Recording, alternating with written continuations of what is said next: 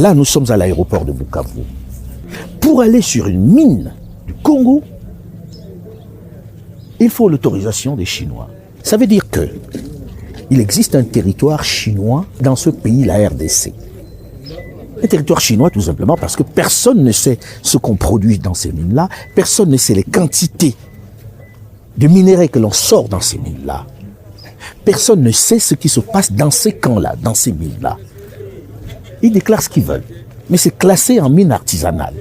Dans les statistiques des mines que l'on présente, personne ne peut dire ce qui sort des mines chinoises. Les compagnies occidentales qui ont acheté ici il y a quelques années, qui ont signé ici il y a quelques décennies, les ont toutes vendues à celui qui avait du liquide, les Chinois. Aujourd'hui, si vous voulez visiter une mine, vous demandez l'autorisation en territoire congolais.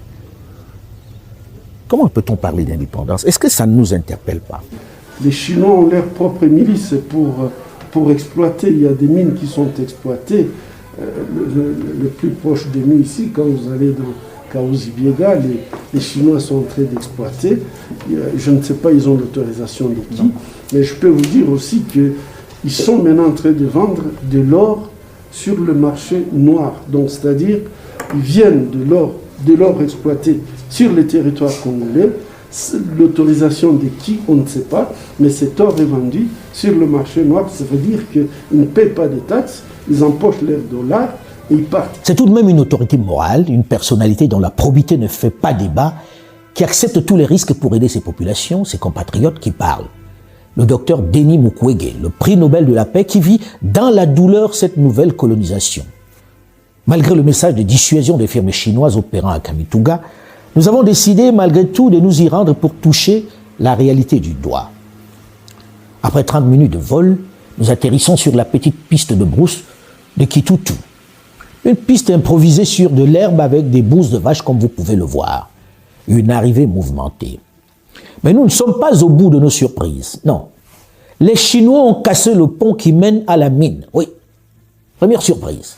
Donc, pas moyen d'accéder à leur site. En plus, ces soldats qui sont venus nous attendre et qui travaillent pour eux n'ont aucun moyen de déplacement. Ils ne sont pas vraiment venus pour nous escorter. Seconde surprise. Oui. On est en train d'assister à quelque chose d'extraordinaire. Quelque chose de surréaliste. Quand on dit qu'on est indépendant, on doit quelquefois s'interroger si c'est vrai. Nous sommes à Kamituga. On est venu pour voir la mine.